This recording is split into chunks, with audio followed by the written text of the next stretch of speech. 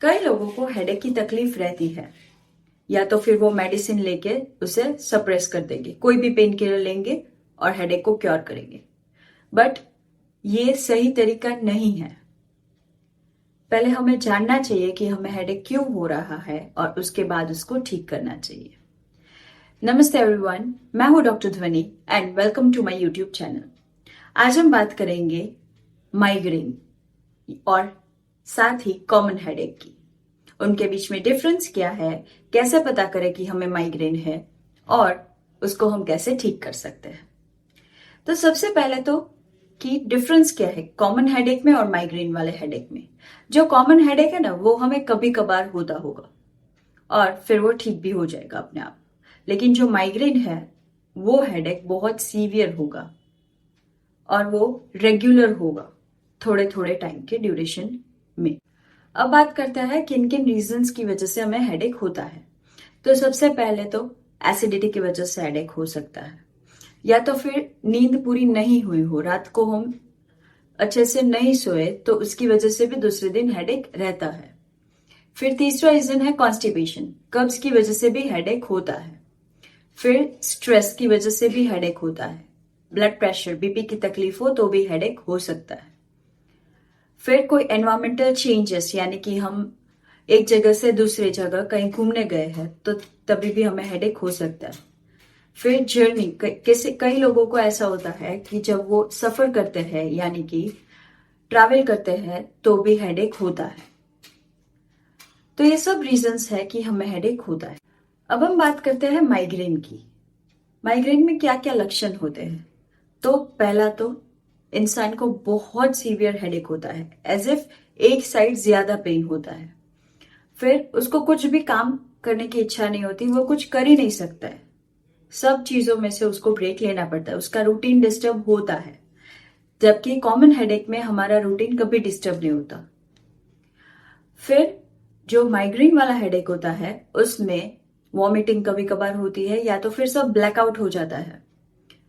उस इंसान को किसी से बात करने भी पसंद नहीं है, लाइट बिल्कुल पसंद नहीं है, कोई भी शोर नहीं पसंद है, बस अकेले ही रहना पसंद होता है। यदि ऐसा सब होता है तो वो माइग्रेन है, पर कोई भी रिपोर्ट में ये माइग्रेन नहीं आएगा। माइग्रेन के हमेशा 4 स्टेज है। पहला स्टेज है प्रोड्रमल स्टेज, यानी कि पूर्व रूप। उसमें वो माइग्रेन वार्निंग देगा आपको कि मैं आ रहा हूं। माइग्रेन के जो प्रोड्रमल स्टेज यानी पूर्व रूप वाला स्टेज है उसमें इंसान को थोड़ा माइल्ड हेडेक रहेगा, बेचैनी ज्यादा रहेगी, घबराहट रहेगी, वॉमिटिंग जैसा होगा। फिर आता है सेकेंड स्टेज, ऑरा स्टेज। इसमें ये सब चीजें बढ़ जाती है, यानी कि थोड़ा ब्लैकआउट होता है और ऐसा लगता है जैसे कोई स्नेक जा रहा है, या तो फिर मतलब इंसान ऐसा विजुअलाइज करता है, उसको ऐसा सब दिखता है। उसका जो हेडेक की इंटेंसिटी थोड़ी बढ़ती है, थोड़ा हेडेक ज्यादा हो रहा है।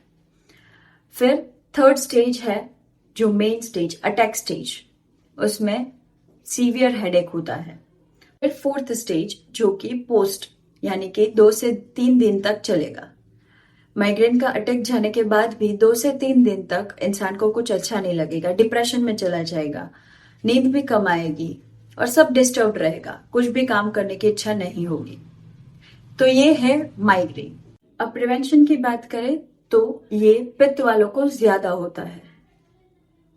पित्त वाले कैसे होते हैं उसका वीडियो मैंने पहले ही अपलोड किया है, यदि आपने नहीं देखा तो वो मेरे YouTube चैनल पर है, उसे जरूर जाके देखिए। तो पित्त वालों को ये ज्यादा होता है, तो पित्त वालों को खास ध्यान रखना है कि वो जो कॉज मैंने आगे बताया, स्ट्रेस है, एंजाइटी है, नींद पूरी नहीं हुई, वो सब कॉज अवॉइड करे, अच्छी नींद ले। फिर डिस्टर्ब स्लीप ना रहे। डिस्टर्ब बायोलॉजिकल क्लॉक की वजह से भी माइग्रेन हो सकता है, यानी कि टाइम से सोने का, टाइम से उठने का, टाइम से खाने का पीने का, वो सब टाइम पर करने का। फिर आप कैसे उसको ट्रीट कर सकते हैं, तो सबसे पहला है नश्य।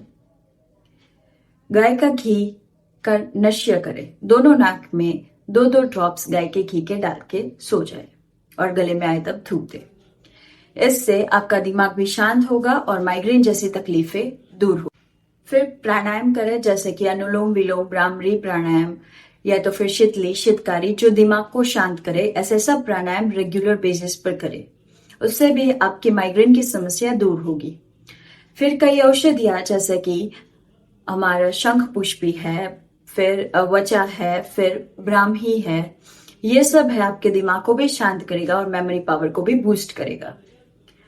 आशा है कि मेरा ये वीडियो आपको अच्छा लगा हो सके इतना इसको शेयर करें, लोगों को माइग्रेन से बचाए और क्योर करें। Thank you everyone.